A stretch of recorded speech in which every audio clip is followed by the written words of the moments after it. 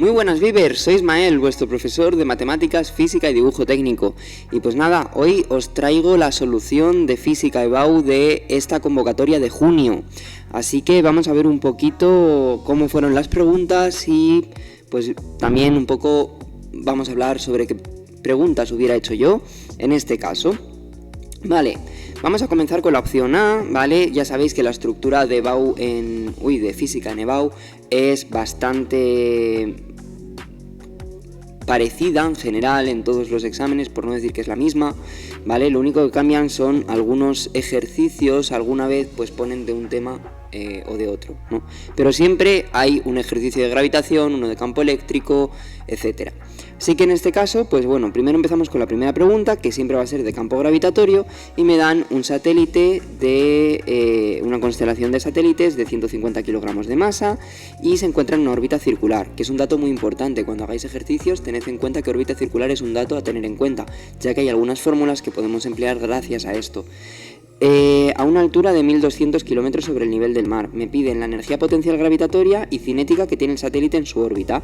Y también me piden la energía que fuera necesaria para comunicar al satélite para ponerlo en órbita desde la superficie de la Tierra. Bien, pues simplemente la energía potencial gravitatoria, en este caso, estamos hablando de la órbita, ¿vale? Por lo tanto, simplemente podemos utilizar la fórmula con los datos de la masa de mi planeta, la masa, en este caso la masa de la Tierra, la masa del satélite, la constante gravitacional universal y el radio terrestre, además de la altura, ¿vale? Hay que tener en cuenta que la altura no es lo mismo que el radio orbital, ¿vale? La altura es justamente lo que hay entre la superficie de la Tierra y la órbita en la que se encuentra mi satélite. Entonces, en este caso, tenéis que sumarle el radio terrestre, ¿vale? Por eso lo hemos sumado aquí, ¿vale? Y pues nada, ya tendríamos, simplemente es meter esta fórmula, los datos dentro de esta fórmula y me quedaría pues el resultado, menos 7,89 por 10 elevado a 9 julios, que bueno, pues no está mal. Son datos bastante normales en general para lo que sería un satélite, etcétera. Además, me piden la energía cinética. Puedo utilizar directamente esta fórmula, ¿vale?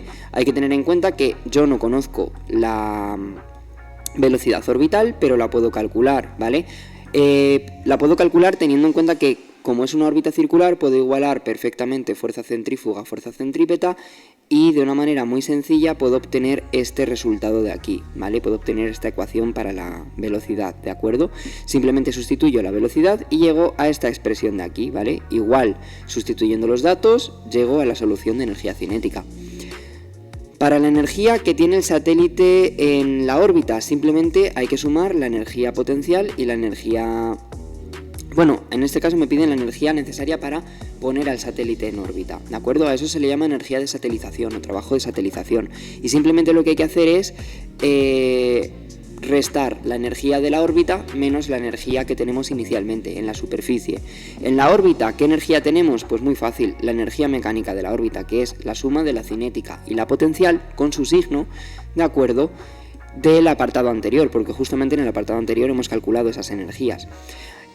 También para la superficie lo que tenemos es que no hay energía cinética, porque suponemos el instante antes a que despegue, es decir, cuando aún no tiene velocidad, ¿de acuerdo? Entonces, si yo resto una energía, la energía de la órbita menos la energía inicial, justamente esa energía que me queda, 5,43 por 10 elevado a 9 julios, es la energía que necesito aportar al satélite para ponerlo en órbita, es decir, mi trabajo de satelización.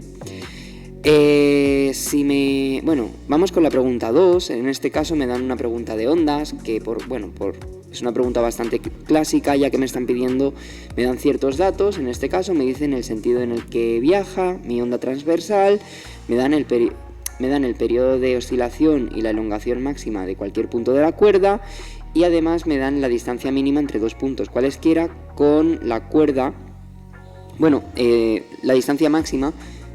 dan la distancia mínima entre dos puntos cualesquiera de la cuerda que oscilan en fase, es decir, me están dando la longitud de onda realmente, ¿vale?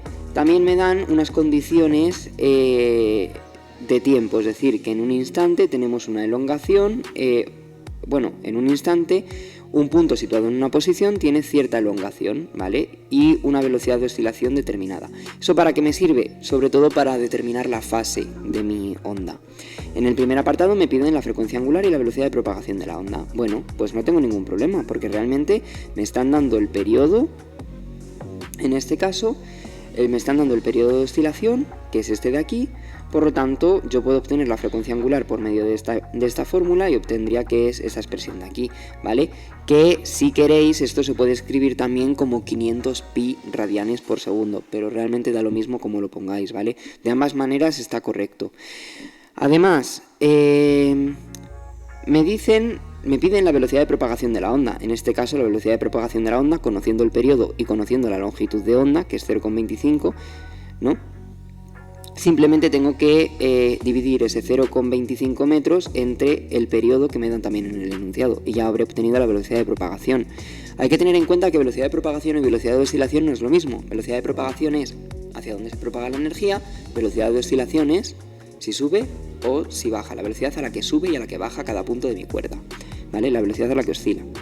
En el apartado B, obtenga la expresión matemática. Bueno, la expresión matemática nosotros hemos elegido hacerla con el seno, ¿de acuerdo? Eso quiere decir que tenéis que tener cuidado porque si veis alguna otra solución en la que aparece el coseno, es una representación totalmente equivalente, ¿vale? Pero tenéis que tener en cuenta que la fase no va a ser la misma, ¿vale? A nosotros con el seno nos ha quedado una fase y a lo mejor si veis otra corrección y tiene el coseno, ¿de acuerdo? La fase va a cambiar, porque la fase del seno y del coseno no es la misma, ¿vale? El coseno y el seno están desfasados pi medios, es decir, que si a la fase del seno le sumáis pi medios, obtenéis la del coseno, ¿vale? Bueno, si a la fase del coseno le sumáis pi medios, obtenéis la del seno, por ejemplo, también. O sea, realmente se puede obtener de esa manera. Entonces, en nuestro caso ya conocemos prácticamente todo, conocemos la amplitud, conocemos la frecuencia angular que la hemos calculado, la K la podemos sacar por medio de la longitud de onda a través de la ecuación, ¿no? Una ecuación que deberíamos de conocer todos. El sentido sabemos que se mueve hacia X positiva, por lo tanto hay que poner aquí un menos. Y la fase inicial ¿cómo la conocemos? Bueno, la fase inicial la podemos conocer, la podemos averiguar fácilmente a partir de unas condiciones que nos han dado en el enunciado. Es decir, que en este instante de tiempo, en el 2 por 10 elevado a 3 y en esta posición, en el 0,5, tenemos una elongación de menos 1,5 milímetros. En este caso, nosotros a partir de ahí podemos conocer fácilmente la expresión de... podemos llegar a una expresión trigonométrica a partir de la cual podemos encontrar varias soluciones para la fase inicial, ¿vale? Esas soluciones que nosotros tenemos que discutir cuál es la correcta, ¿vale? Tenemos menos pi sextos y 7 pi sextos, ¿vale? Más 7 pi sextos. En este caso hay que tener en cuenta, ¿vale? Lo dicho, nosotros estamos trabajando con el seno, ¿de acuerdo? Con el coseno, pues con el coseno seguramente os haya quedado una expresión parecida a esta de aquí, ¿vale? A menos 7 pi sextos, de hecho aquí falta un menos 7 pi sextos. Lo colocamos aquí, ¿vale? Bueno, simplemente para que lo veamos, ¿vale? Si yo a esta fase le resto o le añado 5 pi medios, si yo a esta fase de aquí le añado o le resto pi medios, debería de quedarme la fase del coseno, ¿vale? De la onda que yo he empleado, ¿de acuerdo? Entonces, tenéis que tener en cuenta que nosotros al hacerlo con el seno nos ha quedado con una fase, pero a lo mejor vuestra solución, si vosotros lo hicisteis con el coseno, os habrá quedado otra fase distinta, ¿vale? Pero son representaciones equivalentes. Eso quiere decir que ambas opciones son correctas. Nosotros, pues en este caso, simplemente para decidir cuál de las dos opciones es la correcta, vamos a comprobar cuál de ellas es la que hace que mi onda en ese instante de tiempo tenga una velocidad de oscilación, pues en este caso me dicen que es positiva, pues que tengo una velocidad de oscilación positiva. Y en ese caso, de las dos opciones que tenemos, la única que genera una velocidad de oscilación positiva es menos 7 pi sextos. Por lo tanto, mi expresión final sería esta. En la pregunta me dan 3 cargas que se encuentran situadas en en 3 puntos del plano, y me piden pues la expresión de la fuerza electrostática, que aquí simplemente tendríamos que aplicar un poco el principio de superposición, ¿no? Y calcular pues cuáles son las fuerzas que actúan sobre cada una de ellas, y finalmente terminar sumándolo todo, ¿de acuerdo? Para poder encontrar la fuerza total, es decir, es aplicar el principio de superposición. La única dificultad aquí es jugar muy bien con los puntos que nos están dando, ya que en este caso nosotros no podemos conocer directamente la longitud, es decir, la distancia entre ellos, sino que lo que tenemos que hacer es extraer el vector director que une estos dos puntos, o este punto con este, etcétera, ¿vale? Para ello, bueno, simplemente tendremos que calcular nuestro vector, en este caso, ¿de acuerdo? Y hallar su módulo, en este caso, ¿vale? Que es como lo tenemos aquí hecho. Finalmente, en cuanto al trabajo, simplemente tenemos que tener en cuenta, ¿vale? Pues la variación, menos la variación de la energía potencial, y restamos la energía potencial en un punto menos la energía potencial en el otro, ¿vale? En este punto en concreto que nosotros hemos dicho, pues es el punto en la posición AA, ¿vale? Y el punto inicial es el infinito. En la opción B me dicen el flujo de campo eléctrico a través de las superficies cerradas S1 y S2, ¿vale? En este caso, vamos a ver... Vamos a comprobar que no esté... No, efectivamente, bueno, simplemente a través de las figuras S1 y S2, pues simplemente lo que tendremos que hacer es calcular ese flujo de campo eléctrico, ¿vale? Y tener en cuenta si en uno pertenece, si en uno tenemos carga encerrada o si en otro no tenemos carga encerrada, ¿vale? Ya está. ¿Qué más? Vamos con la opción, con la pregunta 4. En este caso tenemos un problema de óptica geométrica, ¿vale? En el que me dan un objeto de 2 centímetros a una altura, se sitúa a 18 centímetros a la izquierda de una pantalla, y entre la pantalla y el objeto, a 14,2 centímetros de este, se sitúa una lente convergente. Me piden determinar la distancia focal que debe tener la lente para que se enfoque la imagen al objeto sobre la pantalla y el tamaño de la imagen. A continuación, se retira la pantalla y se sitúa a 5 centímetros a la derecha de la primera lente, otra lente convergente de distancia focal 1,2, donde se formará la nueva imagen. Bueno, lo primero que me piden es determinar distancia focal y, un poco también debería de hacer un dibujito, un esquemita del sistema, ¿vale? Entonces, yo me hago un esquemita del sistema. En este caso, mi recomendación es que hagáis primero los cálculos y luego hagáis a escala el esquemita del sistema, ¿vale? Pero es muy recomendable que hagáis el dibujo porque lo valoran, ¿de acuerdo? Entonces, simplemente aplicando las ecuaciones para las lentes de el foco y del aumento, ¿vale? Podemos encontrar fácilmente el tamaño y el foco, podemos encontrar el tamaño de la imagen y la distancia focal de la lente, ¿vale? En el apartado B nosotros lo que tenemos es un esquema, ¿vale? Aquí pasa algo un poquito al revés. Como tenemos un esquema, ¿de acuerdo? Como tenemos un sistema óptico, aquí sí que recomiendo que os hagáis un esquema, pero no es necesario que os hagáis un esquema muy fiel, sino que sea una pequeña representación para que vosotros podáis localizar, ¿de acuerdo? Y una vez hayáis hecho los cálculos, ¿vale? Combinando las ecuaciones de la lente para la primera lente y las ecuaciones de la lente con la segunda, una vez que hayáis hecho los cálculos pertinentes, ahora ya sí podéis quedaros más seguros y realizar el diagrama con una representación mucho más fiel a escala de vuestro sistema óptico, para que así os queden bien los dibujitos de los rayos, ¿vale? Esa es la única dificultad. Por último, en el último ejercicio de la opción B, lo que tenemos es que se sospecha que un acuífero recibe aportes intermitentes de ratón, me piden que para comprobarlo pues se toman semanalmente medidas de la actividad radiactiva de las muestras de agua, ¿vale? Y me dan pues ciertos valores de esas medidas en este caso. Me piden el valor de la medida de la siguiente semana y para otra muestra de 1 litro en cada una de las siguientes condiciones.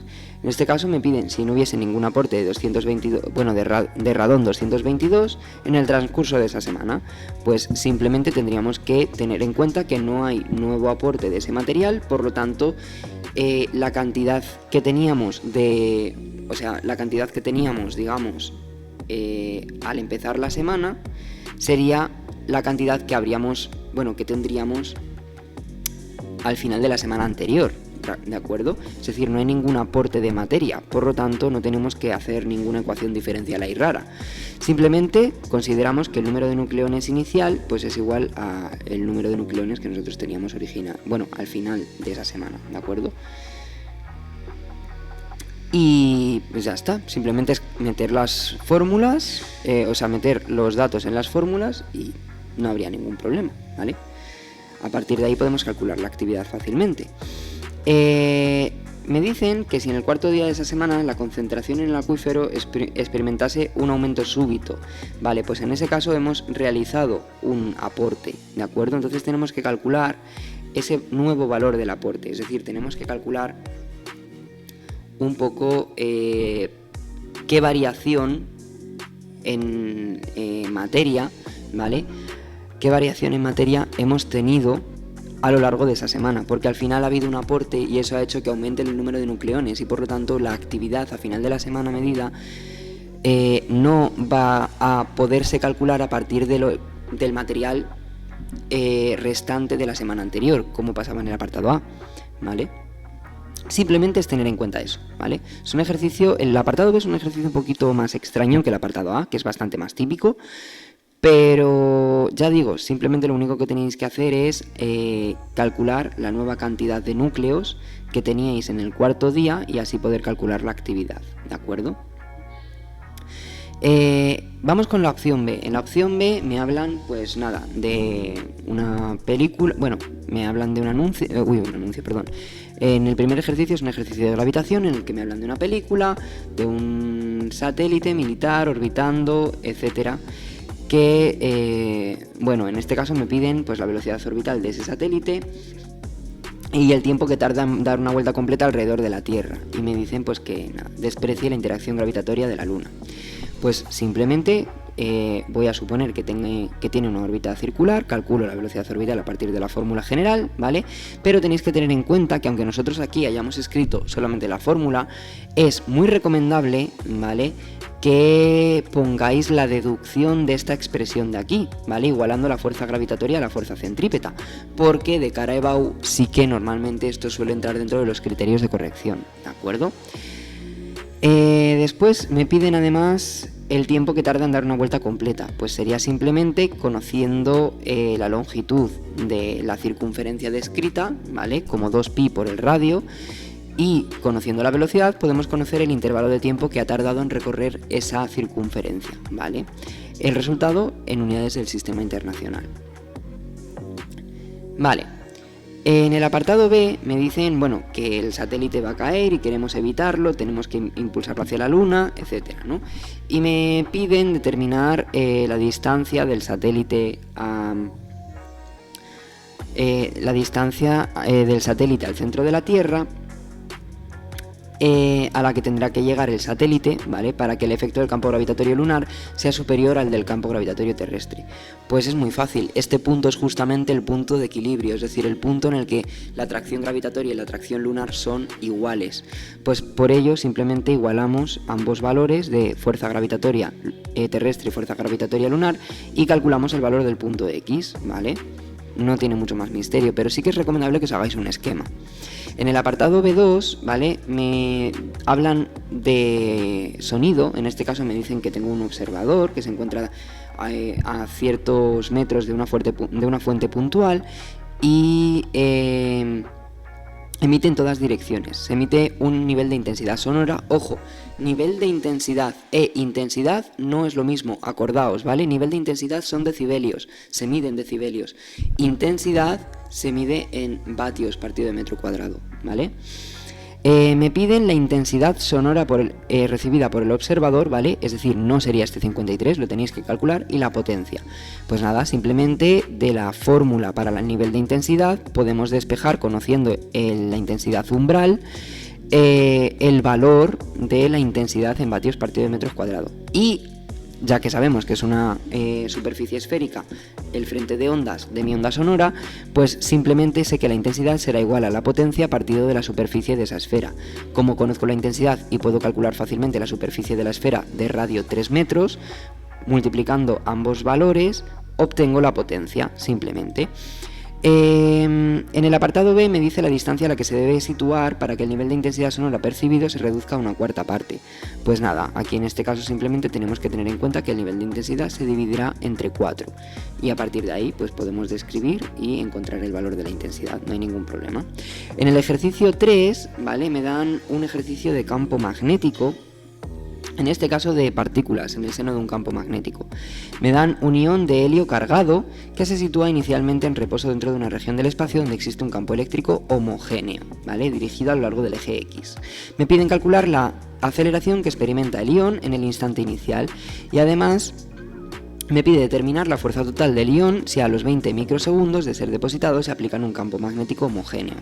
Vale, pues simplemente lo primero que me están pidiendo en este caso es la aceleración que experimenta el ion en el instante inicial. Tengo que tener en cuenta que aplicando, ¿no?, la segunda ley de Newton, yo sé que la suma de todas las fuerzas ejercidas sobre un cuerpo es igual a su masa por su aceleración. Es decir, básicamente en este caso solamente tenemos la fuerza eléctrica, que es carga por el campo eléctrico.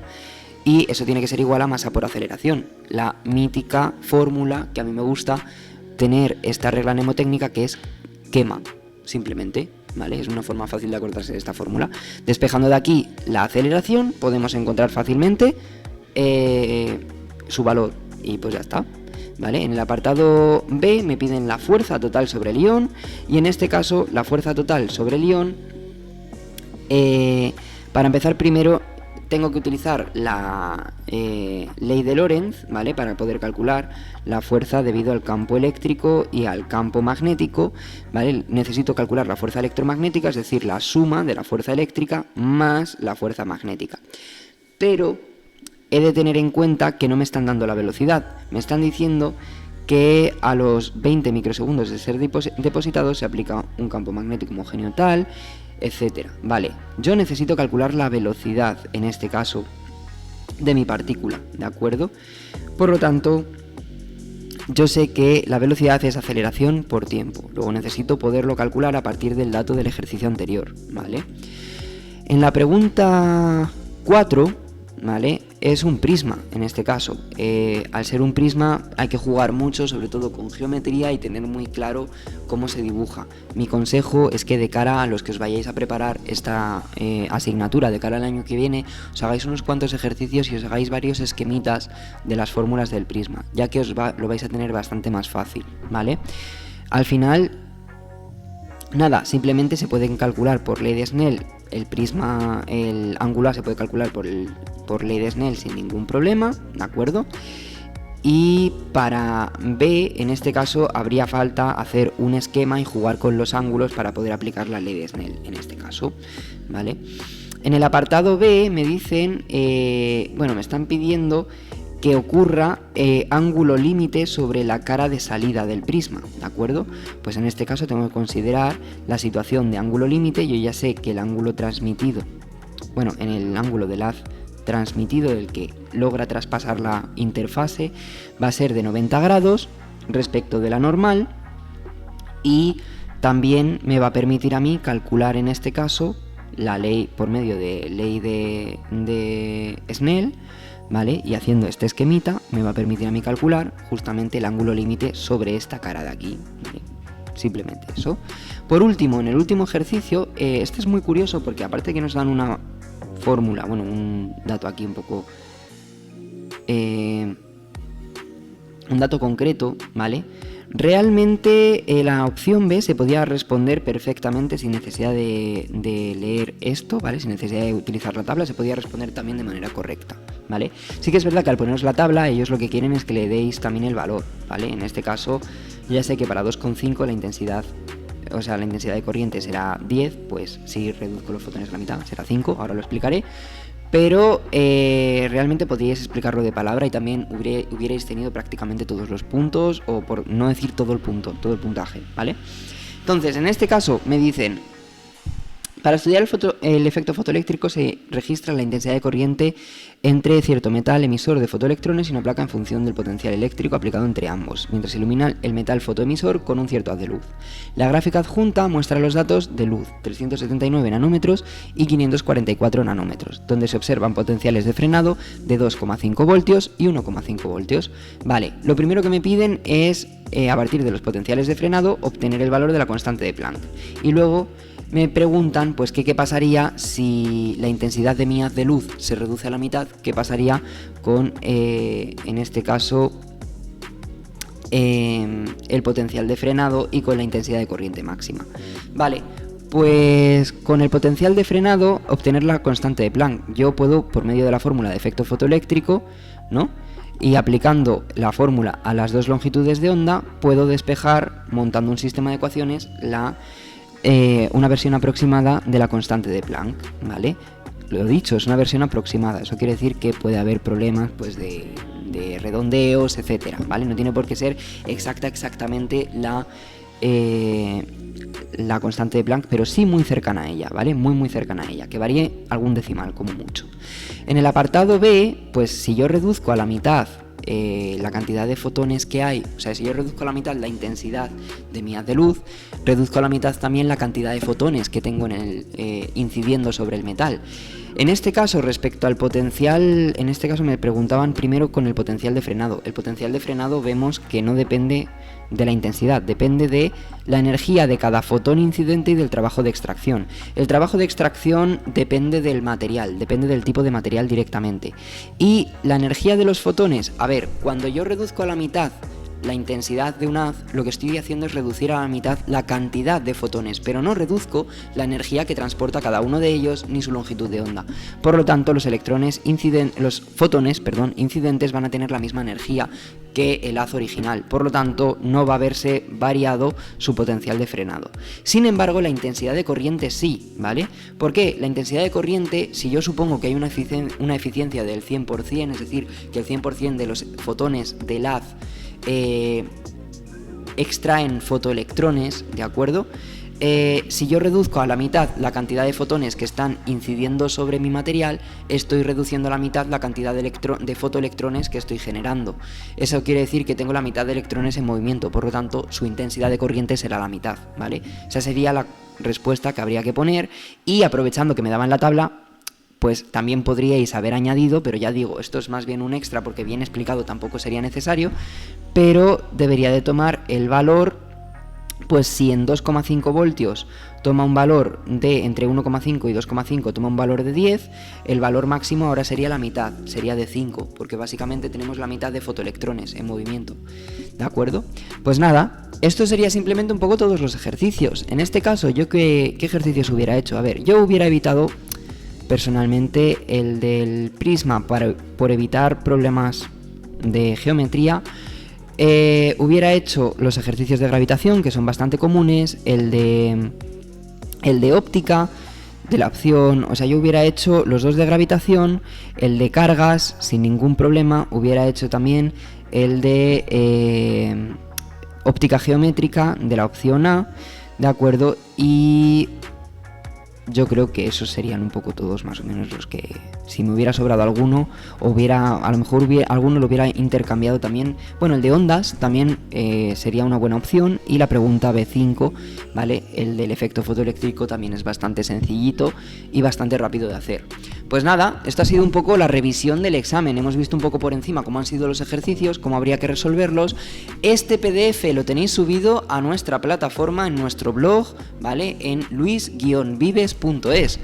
Y pues nada, os animo a que os metáis en él, porque ahí tenemos también los exámenes corregidos de todos los exámenes corregidos de EBAU, de esta convocatoria y de muchas otras, así que si estáis estudiando la EBAU os recomiendo que le echéis un vistazo. Si tenéis dudas sobre cómo fue vuestro examen, pues podéis entrar en la página y ver cómo fueron vuestros exámenes y qué tendréis que haber respondido. Pues nada, dicho esto, nos vemos en los próximos vídeos, así que hasta la próxima. Adiós.